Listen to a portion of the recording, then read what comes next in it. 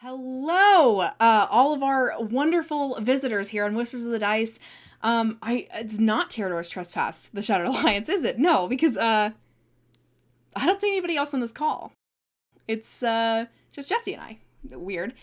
This is a little director's cut talkback show called Cousins by Chance, DMs by Choice, where Jesse and I are the co-DMs of Terrador's Trespass, the Shattered Alliance, and we just want to get on here and we want to talk about different things. So we've done one episode already where not filmed today, where we talked about the genesis and the planning of our campaign. We're going to do them quarterly throughout our 1 to 20, which means, if you know how to do math, every 5 levels. Our characters have just leveled up from level 5 to level 6, so in between, before they start level 6, we're just going to talk a little bit. A very basic, very quick recap. We went to a funeral, got assigned to an envoy to investigate Tandem Arcanum's death, and we traveled all throughout Imperia trying to find a certain library with some certain information that they needed. And they're about to leave to go to the wedding of Afriel to Tschad. If you want a more in-depth recap, soon, but not yet, we will have a trailer and a recap video coming out that will also maybe do quarterly, depending on how we're feeling. But this is the Cousins by Chance, DMs by Choice episode, where we're going to be talking about levels 1 through 5, the character arcs that we've seen through that, and Imperia in general, right? Because we've explored Imperia throughout these first whole 5 levels, 8 months outside of game, 1 month in game. So we've really gotten to know Imperia, and we want to talk about the creation of it and how it's developed as we've gone through as DMs. So there we go. Phew. So that I don't have to, also, I'm Joe, and this is... I'm Jesse. That was a 15-minute intro. I'm sorry. Well, so that I don't have to talk first, Jesse, do you want to talk about Cyrus's arc a little bit from where she was at level 1 in the capital all the way through where she is now? You said Cyrus, right? Yeah. Nah. I just don't want to go first. Cyrus. Yeah, so Cyrus had quite the development from start of session 1 up until, what are we at now? Session 18. 18? Yeah. 18 now? We're full adults, almost. But yeah, Cyrus started off as, and still is, the bodyguard of Bartolomeo. I always say that name wrong. It's Bartolomeo. Yeah. Bartolomeo. And that's why we call him Bart for short. But yeah, at first Cyrus really, and still is really, this really tough, very strong-willed individual. But toward the beginning, they were really focused on, I'm getting paid for this job to protect Bart. As they go on really go to the funeral at first, which later became the envoy. And at first Cyrus was really, really focused on that. But as the envoy goes on their adventures through Imperia, with the other characters, specifically one very strong big boy Maverick that has maybe influenced Cyrus a little bit on this envoy, might have softened up a little bit, and she kind of she still obviously is very protective and very good at her job. Oh, hold on. Hold on. You're buffering. Maybe has let some walls down. Sorry. Okay. No. You're good. Hold on. The last thing I heard was obviously she's very good at. And obviously she's still very, very good at protecting Bart and being there for him on this envoy. But as this journey has continued, maybe some walls have come down a little bit. Maybe that's not. It's still a high priority, and it's still ultimately what she's getting paid for. But I've noticed a few changes here and there with how Cyrus is compared to session 1 and the earlier sessions where she's at now. I mean, she's in a full-blown relationship with Maverick now. Did we ever think that would happen with Cyrus? Probably not. Not in the slightest. Originally, which I haven't seen it been played out, and we'll get to that later, but originally Maverick was a huge fan of BTS and Bart, and they kind of messed with that idea a little bit, and it kind of rubbed Cyrus the wrong way. But that kind of weirdly shifted into this very complex, um, almost like forbidden love of Maverick and Cyrus. Um, Yeah, I mean, certainly Finally, forgiven. that's yeah, Certainly forbidden, yeah, like, at least in Maverick's world. Kind of in right, Cyrus, I mean, like, I can't imagine that her crime buddies think it's cool that she's dating a government official, right, even if it is in a different nation. And as we've seen, the political officials of Imperia don't like it. But also, it was like a enemies to lovers for sure. I mean, they no, hated each other in session one. Somewhat recently, they had a scene like back in an inn where, like in that first inn, they fought over a biscuit, and now like that's not an issue anymore. Um, and now they bang. and now they bang. Um, and like I think a big part for Cyrus, this isn't Cyrus's home nation, so like we didn't get a ton of like independent character development for them, but for her, but well, no, a lot for her, but not for overarching plot for her. But, the biggest thing that we got to see larger plot wise, other than her relationship with Maverick, was kind of exploring her past in how much does she feel comfortable sharing with the envoy, Right, and I mean her backstory forcibly being shown to Maverick, right? I mean, got to see her abusive relationship with her father, and also her cousin who's passed away, right? Her right, relationship with Kai, that they were clearly very close, and then he kind of was acting as like a spirit guardian to them through this enchanted woods, like some kind of right, joint hallucination, right?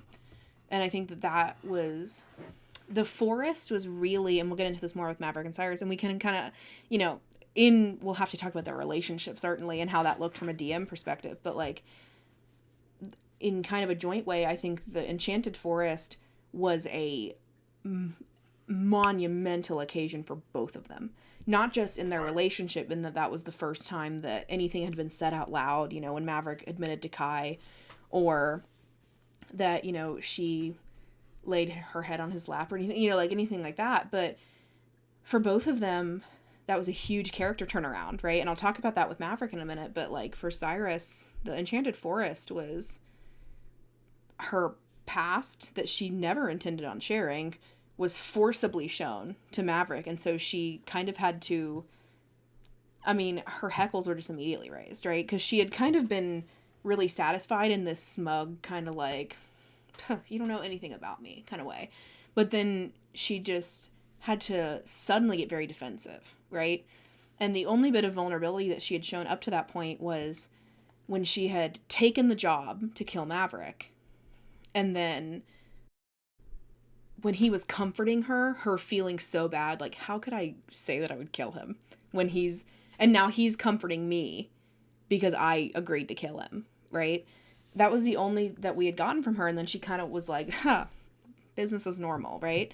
But then that enchanted forest and kind of, forcibly having to be open minded. And that led to a huge argument between Maverick and Cyrus, where Cyrus was trying desperately to get back into her box. And Maverick was like, I'm not going to hurt you. Come out here. Basically, the thing that I was gonna like kind of add on to that is like, and that's probably like why we see Cyrus kind of letting down her priority of Bart a little bit through as we went through Imperia, is because being forced to, yeah, against your own will to show the darker nature of your backstory. Um, and actually, I don't believe Cyrus has traveled outside of Varanth besides this envoy. So, new environment, new people, and your darkest secrets are exposed. And it's only natural that your focus is not going to be on your job, but in where you can get that sense of comfort Hmm. in these strange, uncertain times. That's the therapist in me that's talking right now. but Well, and I think but that yeah, that it's very like, and really, sorry. I was gonna say it begs the question, like as we inch closer and closer to Varanth, what side of Cyrus will we see? Mm. I think that lends itself to why she's developed a relationship with Maverick. Like, she's looking for control. I mean, like, control over this situation that, like, he has found out everything about me. And she knows everything about him because he's just like, blah, blah, blah, blah, blah. I tell, he'll tell everybody what he's done. But, like, I think she likes the way Maverick makes her feel. And she likes him and enjoys his presence. But almost like in the back of her mind, it kind of seems like she has like you know too much about me to get away. Like, let me keep you right here. And it doesn't, it helps that you're pretty and I want to kiss you. But also, like, let me keep you close so that when you inevitably, like, want to leave me, because Cyrus kind of has that, like, I mean, everybody she's ever loved has left her.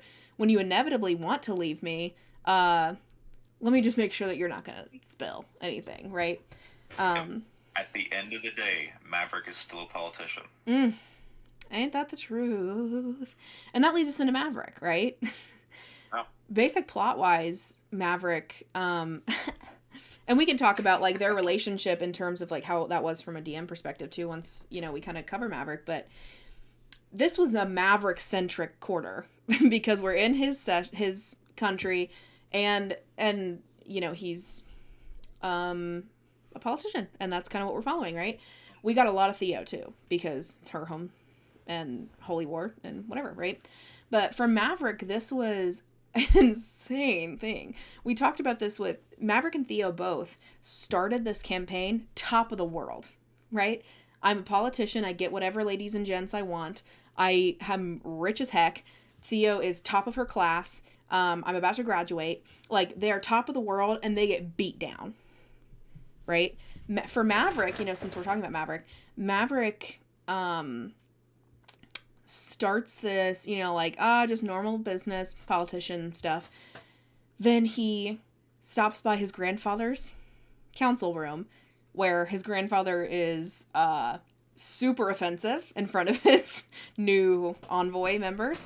And they go on this goose chase. We have a big Theo moment up near the monk school. To come. And then, the carriage ride. Maverick's had, like, the worst day of his life. He almost loses the picture of his brother.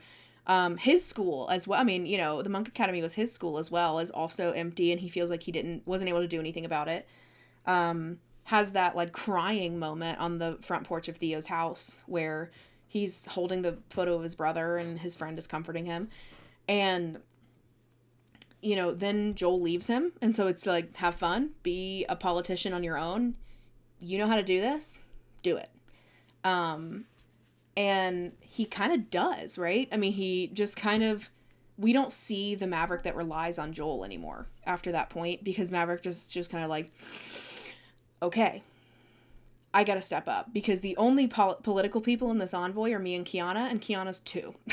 So he steps it up and they start, doing this traveling. And at that point, I think we get into the Holy War stuff, right? Where he's having to watch this kid that has been following him, his apprentice, go through all of this emotional turmoil, and he gets roped into a war.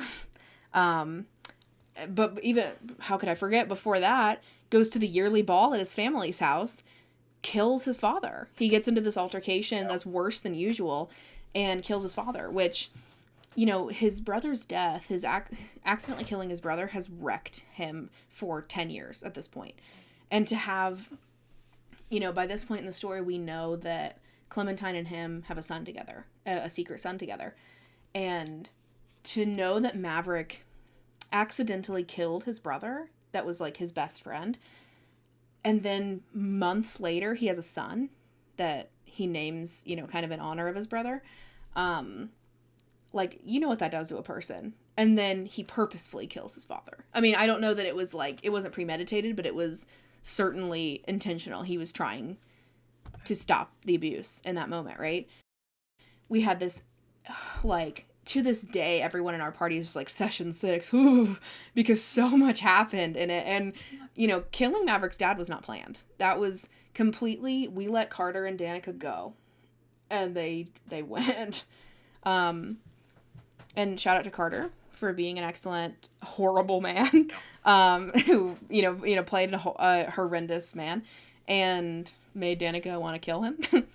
But then, like, we saw a switch in Maverick a little bit there right after killing his dad. He went to this ball, got drunk, like crazy drunk, and for a bit went kind of like stoic, scary quiet for like a couple sessions where he was just like, it's just what has to happen.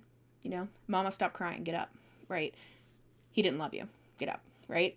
And then having the day after killing his dad, having Cyrus show vulnerability for the first time, I think that was where his feelings kind of sparked for Cyrus. And I think Cyrus was really intriguing to Maverick because she wasn't just interested in sleeping with him, which he's not used to, I don't think. Like, I think most of the people that he just romances, it's, wham bam, thank you ma'am, and moving on, right? And then they continue on this envoy, and then they get roped into this holy war. He sees Theo going through all this stuff. They get, they have these different romance scenes in his bedroom and then on the traveling road, and it's just kind of this tension rising, which for us was 6 months, let's be clear. For them, it was like 4 days. But then, they get into the forest, they do this battle. But before they do the battle, they have the hallucinations, which he sees Cyrus's deepest, darkest secrets. And a lot of his biggest insecurities are projected onto Cyrus. We see, like, the first time that we met Cedric, he was, like, this angry kid that just hated everybody. And we saw, like, in this most recent session that will be out by the time this comes out, that's just not who Cedric was. And that was Maverick's insecurity being like, my kid's going to end up exactly like me, right? That's where Cyrus found out that he had a son. That's where, both of their chests just got fully opened up and displayed to each other. And it was just like, okay, here's everything. What are you going to do with it?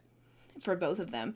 And I remember telling Danika after session 10, which was the forest, Maverick looked so small in that session.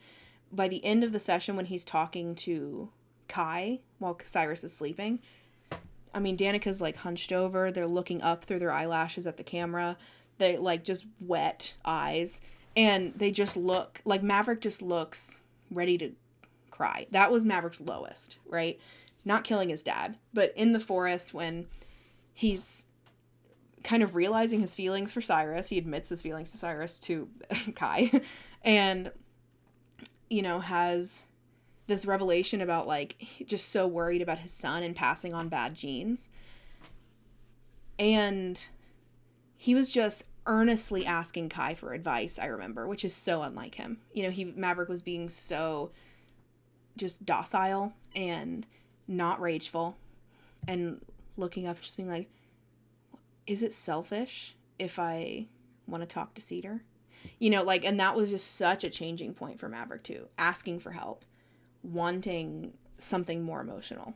And then that's when, us as DMs with Danika, we made the decision that we thought that taking a level in Druid and kind of, just kind of like he connected with the forest a little bit and gained some wisdom, right? We felt like that was a very narrative multi-class for Maverick. And then they leave this place and everything starts moving fast for Mav, right? Like it's immediately like they go to a few libraries and then they're like, and obviously they fight this holy war and he has to do like a big role in that as well. And then they're going to all these libraries and then they find out like, also you have to debate, get moving, buddy. And so then he's like, oh, right, I'm a politician. So then he kind of slips back a little bit into like this rageful politicianness that I think we saw in the debate episode a good bit, which is like, he's a more careful version of the politician we saw in session 1. In session 1, he was like, I don't care what anybody thinks. He was acting very martyrish. We saw this conversation with Joel back in like session 2, where Maverick's like, I have these ideas. I don't care who doesn't like them. I'm just gonna say what I think, and anybody who doesn't like it can get lost. And Joel's like, you're not being a politician, and you're not gonna get reelected if you act like that. And you're not gonna get any laws passed if you act like that. And we see Maverick now like using some wisdom to act on these big visions that he has, but not being an idiot about it anymore. And probably latching onto some sense of like wanting some stability in all of this that's been going on. He's moved incredibly fast with Cyrus and just been like, can I call you my girlfriend in front of the whole world? And she, like we were talking about Cyrus, her just being like, okay. Because she doesn't want this to end, but, like, they've known each other for 1 month, 2 months, whatever. I will say, and you kind of touched on it a little bit, and because we always had the joke of, like, it's been 6 to 8 months for us, the players, but for the end game, it's been, like, a month, maybe a month and a half. Mm-hmm. But you got to think, and you kind of briefly touched on it, and, if you think about it in this perspective, it makes sense. Maverick is so used to the fact that, it's a one-night stand, they're gone by the next morning. Yeah. Cyrus has stayed. Cyrus is here every morning that he wakes up. Cyrus is still there. Yes, Cyrus has a job to fulfill, but yet Cyrus is present. And maybe that's why Maverick is, clicked something. There's something clicked with Cyrus. Right. I think like you said, Maverick, they're both looking for somebody that will stay. And I think that's why they're both looking for somebody that'll stay, and they're going about it in different ways. Cyrus is kind of waiting for the inevitable that Maverick's going to leave. And Maverick's like, finally, yes, I got to get her before she does leave, right? But Cyrus is just like, let me lean back and enjoy the ride. And I know he's going to leave me eventually, so let me just, like, kind of enjoy it while it's here. Whereas I think Maverick's more like, let me hook, line, and sinker her before she's the one that got away, right? But so, like, for that, we started talking in, like, session 2 about a potential PC-PC relationship in terms of, like, consent-wise, and, like, every time Maverick and Cyrus interacted with each other in any way that could be perceived as romantic or sexual, we were texting them after, like, okay, how'd that feel for you guys? Like, consent-wise, are y'all good?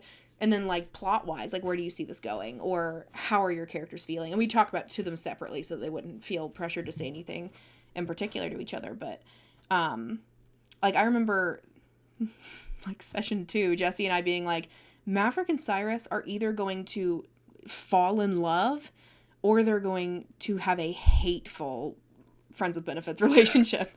Enemies with benefits. Kill each other. Or they're going to murder each other, yeah.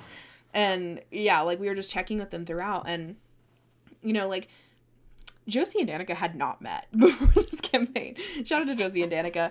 Josie is, and it's funny, because Josie said this on camera, so I feel fine to say it. Josie's ace does not date, really, and, it's funny that now in 2 campaigns, she's had a PC romance, but Josie's so good at it, and Josie's so beautiful, No, but, like, we were talking to them step by step, about, like, how they felt about it, like, where do they want to go next, and, I've talked to them separately about how do their characters feel about the relationship individually, and, obviously we talked consent-wise about, like, should there be a kiss scene eventually one day? Should there be a hookup scene one day eventually?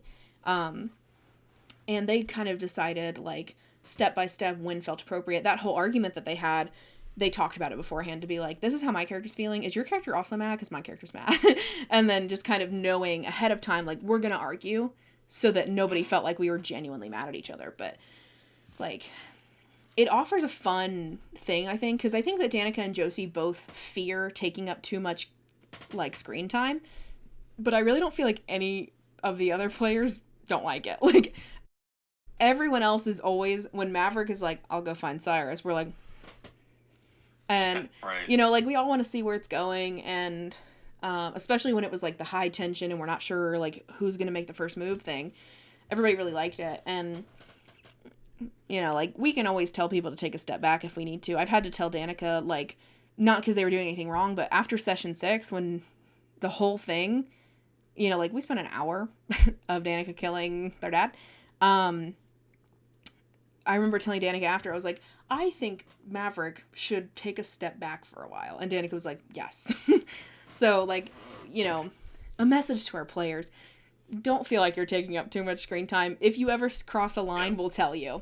And, you know, it's our job to balance the role play to make sure that everybody's getting enough interaction. But also, some of our players have different play styles. I mean, I think some of our players have more active play styles where they're most likely to initiate scenes. Myself, Danika, Josie initiate scenes. But, like, Abby, Devon, Brooks prefer to have scenes initiated. And they interact with scenes that are already happening. So, you know, like, it's just different play styles. It doesn't necessarily mean anything, but... I was going to say, before we get into the next character, one thing I want to say about Maverick's multi-class to a druid. By heart, and this is my own fault, I play an unhealthy amount of Baldur's Gate 3. By nature's design, I am a very, like, optimal class builder, and, you know, trying to multi-class the perfect, as a fellow D&D player, when Danika multi-classed right before getting a second attack as a barbarian hurt me, and I was like, no. But narratively, it made because he just left the forest. But right, yeah, and I'm not complaining. It's just like my nature when it comes to playing D&D.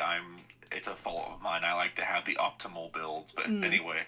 And now Danika's at level 6. Now Danika's at level 6, and they do have multi-attack. Don't worry. Right. Oh yeah. Yeah. It all works out in the end. Yeah. So Theo, starting off, you know, and we always have the running joke that Theo's quite literally the oldest one out of the envoy. Theo's what, 100 even? 100 years old even. And but yeah, as far as elves are concerned, you know, quite literally teenage dirtbag, you know, and to see this child that is just about to graduate the Monk Academy and is required to go on this envoy as a final requirement for graduation. Because Theo had some disciplinary issues while in school and kept them from graduating for quite some time. And Vondel was like, yo, if you go on this envoy, then we'll call it good and we'll have you, you know, whatever. As long as you get out of here, kind of thing. And, you know, but so, like, as they lived throughout 100 years of life, they kind of slacked, not academically, but they slacked off, doing kid stuff, and still is very much, you know, a child, essentially. And to see Theo now, what has happened with Theo, the weight that has been placed on this young girl's shoulders is insane. I mean, with a campaign based off Avatar: The Last Airbender, we needed someone that essentially was the Avatar. And it just so happens that Aang from Avatar was a monk and Theo's a monk. So that's kind of where that inspiration of putting that on Theo came from. So hence why Theo is renounced named the one true monk. And, you know, the pressure of what that means, because, you know, we kind of threw that name on Theo without any explanation, and it was my goal to as a DM to have them figure it out as they went. And we're still hashing those details out. We still don't have and like, from the DM's perspective, I don't have every detail of what it means to truly be the one true monk in my mind. However, you know, as we continue and see Theo grow, we develop that idea in itself.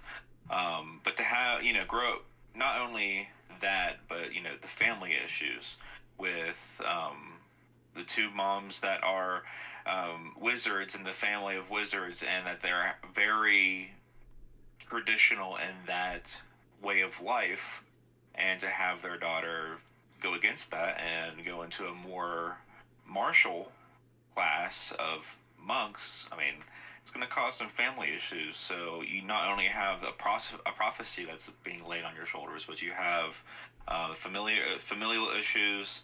And then we later find out that Vondel, the principal, is a blood-sucking vampire. So we have betrayal in the mix. So there's just been a lot of, and I think Abby the player does a very good job of showing that almost burden. Because if you watch the earlier sessions, Theo's very upbeat. I mean, heck, on the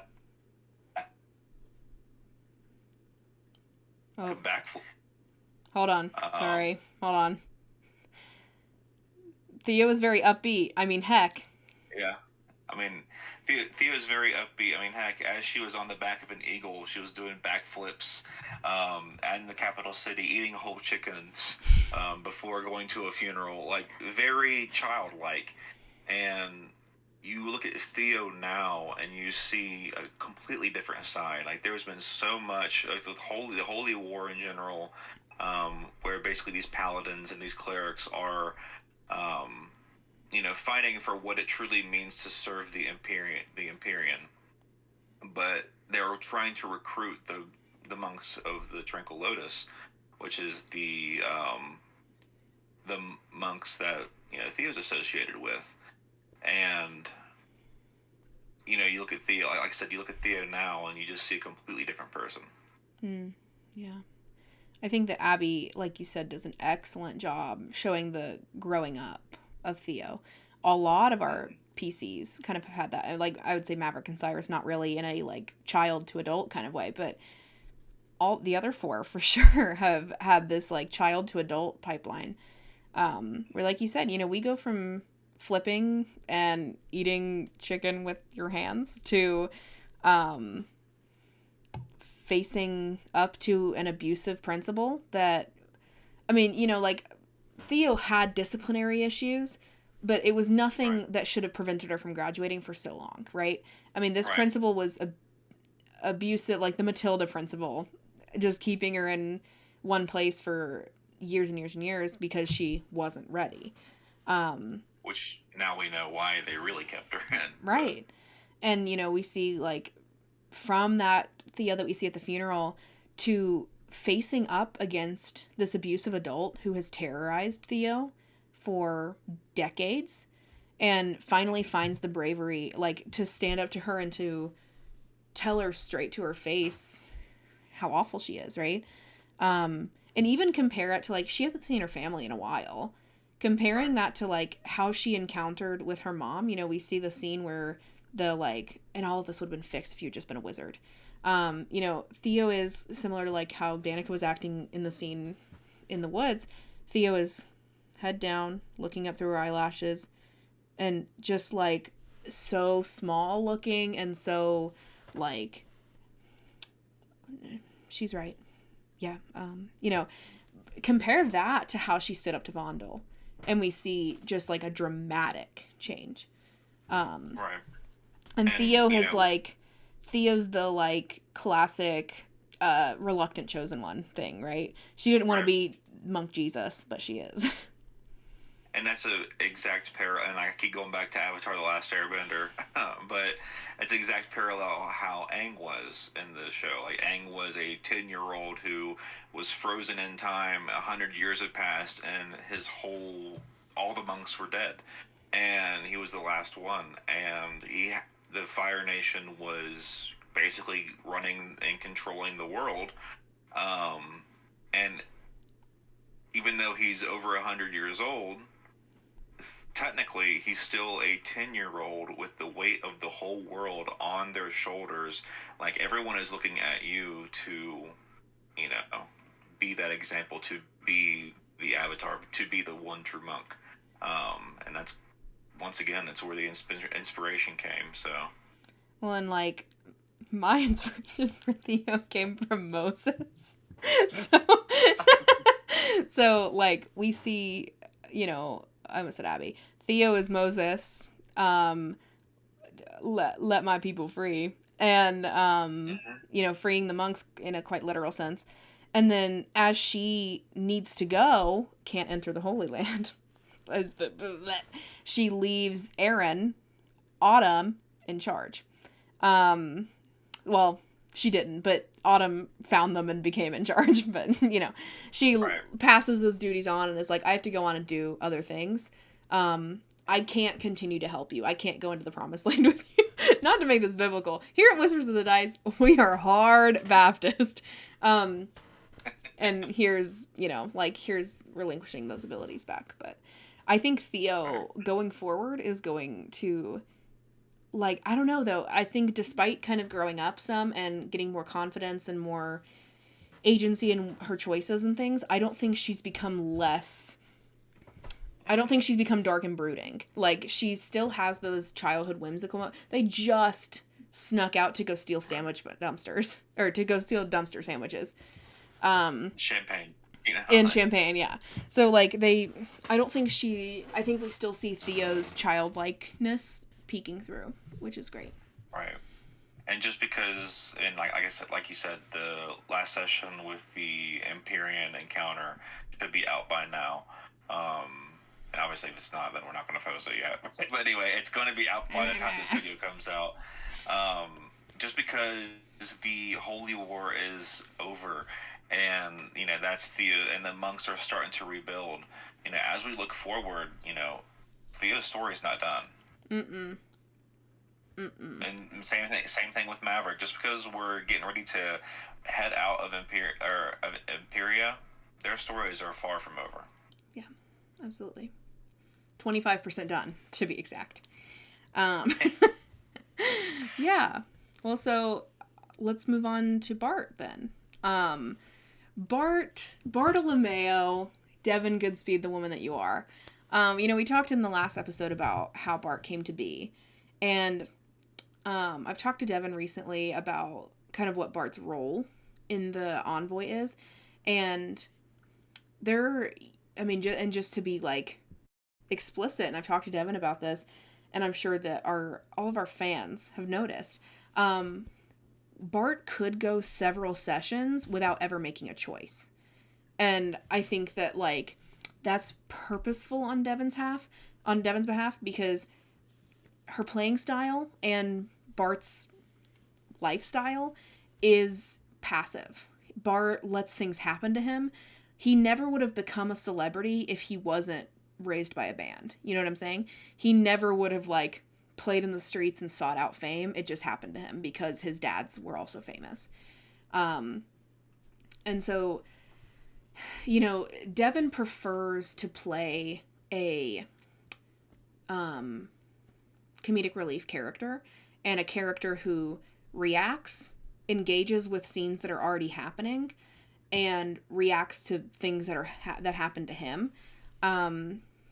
She likes to play a character that diffuses tense situations, and, like, yeah, I mean, like, I think that's a good way to put Bart's role in the envoy, is, like, he's obviously, like, Devon isn't, like, narrating everything that he's doing, but he's writing down what the envoy's doing. But his role in terms of, like, what role in the party he plays is kind of a diffuser. Like, he's trying to avoid conflict at all costs, especially inter-party conflict. And I think that we see the most Bart agency when people in the party start fighting.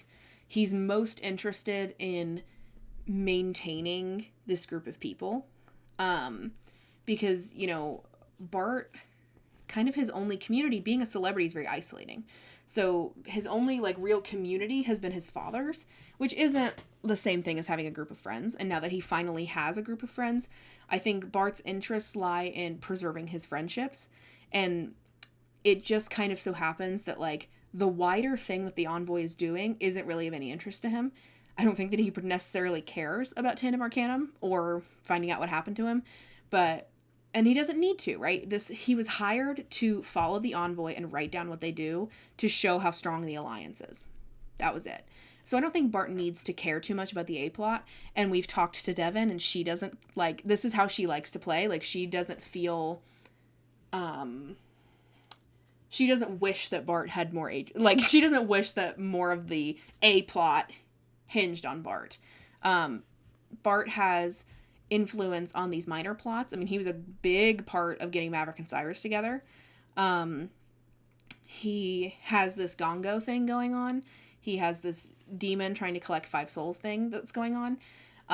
Devon likes to interact with those plots, especially the kind of roleplay, charisma, drama, gossip-based ones. But she doesn't really think Bart... She doesn't really want Bart to interact much with this overarching Tandem Arcanum one. And she doesn't want... And Bart doesn't really care that much, I don't think, about the overarching plot. So his primary goal and focus are these friends that he's made and kind of maintaining and carving a community. And it'd be the kind of thing that, like, I think if the envoy ended and everybody wanted to go their separate ways, Bart would be really upset. Not because they didn't complete their goal, but because he would lose all of his friends and his kind of found family. So this is, like, truly a situation where it's like Bart feels like this is his new group of friends and family, and he's just always a little bit worried that everybody else just sees it as a job. I mean, as a player, we've thrown Devon several side plots that give her more agency in the overarching plot, and every time Bart just kind of goes, nah! So, right. Like, we gave her this demon mommy, and Bart was like, that was so scary. Like, right. And he just doesn't, like, he's never told anyone about the demon that is making him kill 5 people. He's never, and I think that speaks to Bart's personality, though. Like, he's kind of a helper, but he doesn't really want to talk about himself, and he rarely does.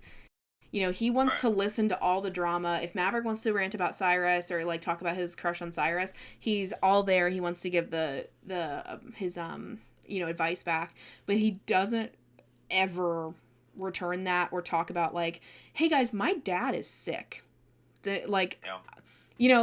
Cyrus has been like, my friend's in jail, I really want to get back to Varanth as soon as we can, and Bart has never been like, also my dad's really sick, maybe we, like, could we get... He's just so internal, and I think that comes from Bart not really feeling like he's a part of the envoy. He feels like he's a news reporter following the envoy.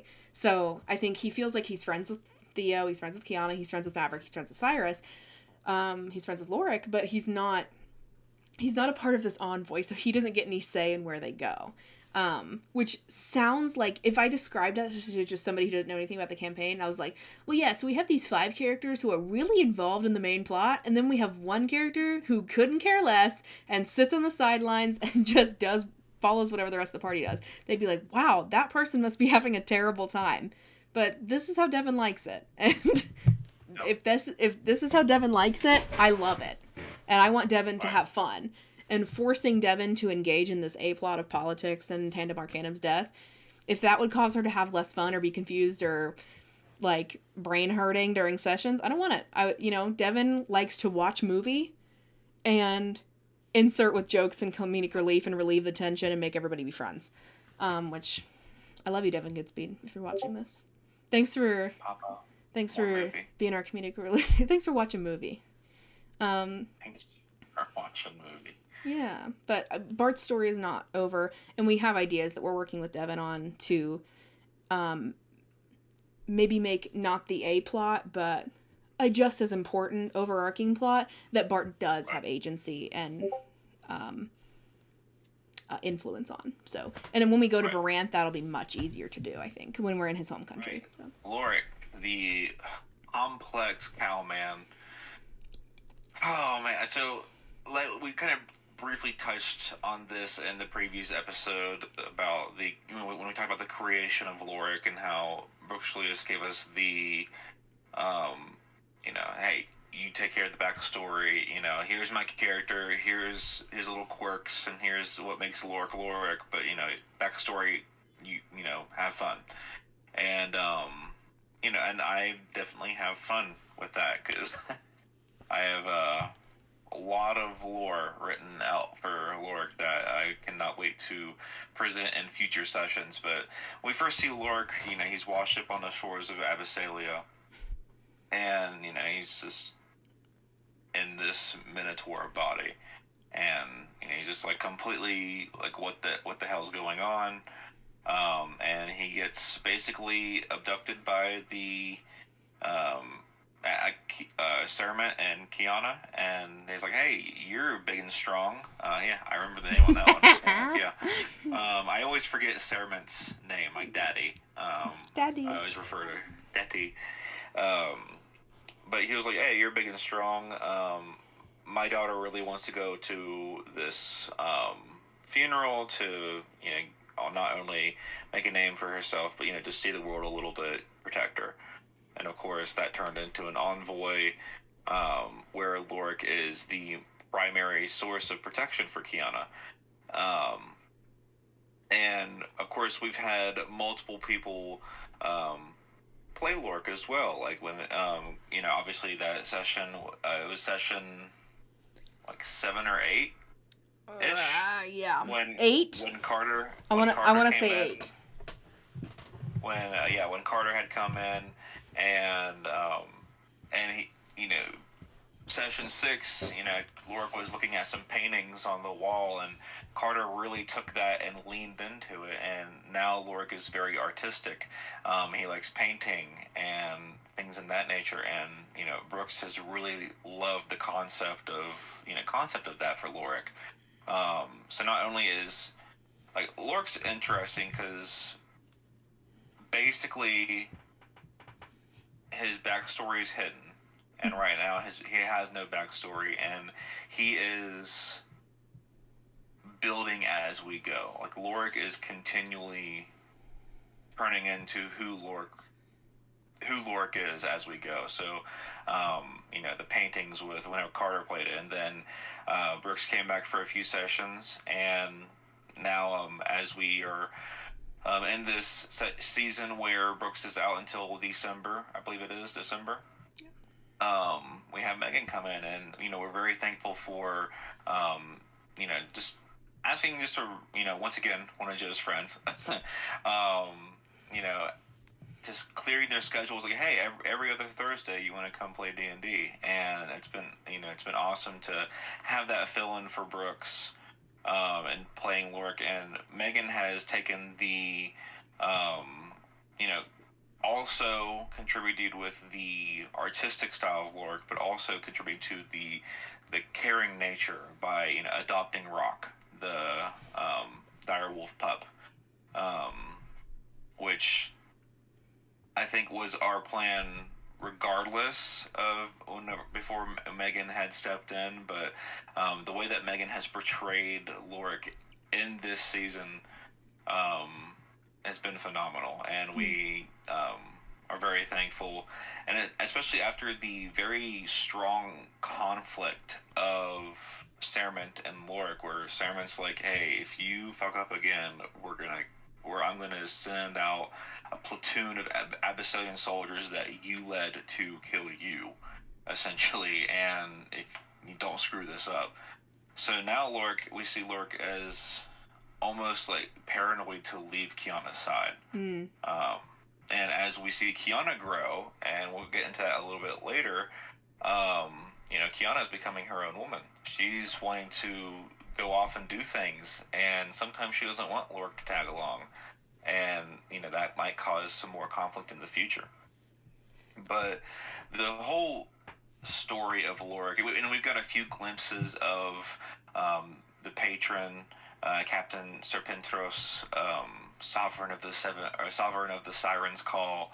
We got some glimpses of him, and more to come in later sessions, of course. Because, right now, Loric's still a mystery. And it's been a joy to see him unfold. And, as far as, the personalities that we kind of introduced in a few sessions ago, it almost kind of worked out with Brooks playing Carter playing and Megan playing, it's almost like these personalities are truly taking over, and it's almost like Brooks himself spoke it into existence. Whenever creating Loric, he spoke it into existence that Loric was going to be played by multiple people. Yeah. I think it's really cool. Kind of the two things that I wanted to touch on with Loric is, one, his very gradual aging. And I did not know Brooks Julius was doing this. If you watch session 1, Loric is infantile. I mean, he is wide-eyed, and like Brooks Julius, wide-eyed. He has the lighting in a way that he looks small. The angle, like he looks small, short, compact, big eyes. Like big, wet, glassy eyes that just, he's looking around like, that, and he's very infantile. He's just like, oh, I'm sorry, I don't know how to answer your question, but I'm so glad I'm here. Like, so infantile. And it was such a gradual aging that I did not notice that he was doing it. And but then looking at session 6, where he helped Maverick kill his dad, from there to, session 1 Loric, like we see really like a jump from like baby to like 10 to 12, right? And it was so gradual. I think when Carter played Loric, he was still in that 10 to 12 age range. And when Brooks passed Loric off to Megan, he said, I think Loric's around like early teen right now. And so we've seen Loric with Megan start to reject authority a little bit, challenge Maverick on stuff. You can't ground her, talking about Kiana, and like hit more on like a, wait, I'm my own person. Like I'm scared of dying, so I'm gonna stay near Kiana, but like challenging authority when it comes to like Maverick can't tell me what to do. That kind of gradual aging thing has been super cool. And by the time Megan passes Loric back, I think the projected is that he'll be at like right on the cusp of a frontal lobe developing. So we're looking at like a young adult Loric by that point, right? But then the other thing I wanted to talk about was specifically session 10, the hallucination where we got to see the 3 personalities and Loric proper talking. And I'll say this forever, Brooks Julius's choice they're all arguing, to go under the table blew me away. I mean, I remember, they're all arguing and I'm expecting him to stop fighting or something like that, like a child would. But how much more beautiful of a choice is it for Loric to just and go under the table, and then just to hear the argument stop, and they all go, hey buddy, what are you doing? Yeah. Oh, and like with the aging, I didn't realize this, but the reason why Loric was so food oriented in the beginning, he was so like, I am so hungry all the time. He later was talking about how the personalities didn't know what hunger was. They'd never been in a physical body before. So they just knew that the boy was hurting, that Loric proper was hurting, and they couldn't figure out why. And then they figured out that food fixed it. So they were eating as much food as they could possibly get to, but they didn't understand fullness either. And I'm like, your mind. Loric, or Brooks Julius, your mind, right? But yeah, I've loved seeing everybody play Loric. Loric's an awesome character. I feel like by the time that we're done with Territory's Trespass, we need like a 3-hour like talk with Brooks. By the time we get to, just him talking. I mean, listen, when we get to level 20, we're gonna do one of these hour-long features with each person and just post like, oh yeah, it's incredible. But yeah, and basically for Kiana, I mean, we talked a lot about her in the last one. But as far as her journey, I really feel like it's just been growing up a little bit, experiencing the world, realizing that not everything's perfect. Not everything is, sunshine and rainbows. And really, I feel like a lot of our characters, I think a lot of their character development came in the woods. Specifically that argument with Necklace over the war, where Kiana feels like she has a very particular purpose in the war. And that she should stick to what she's good at.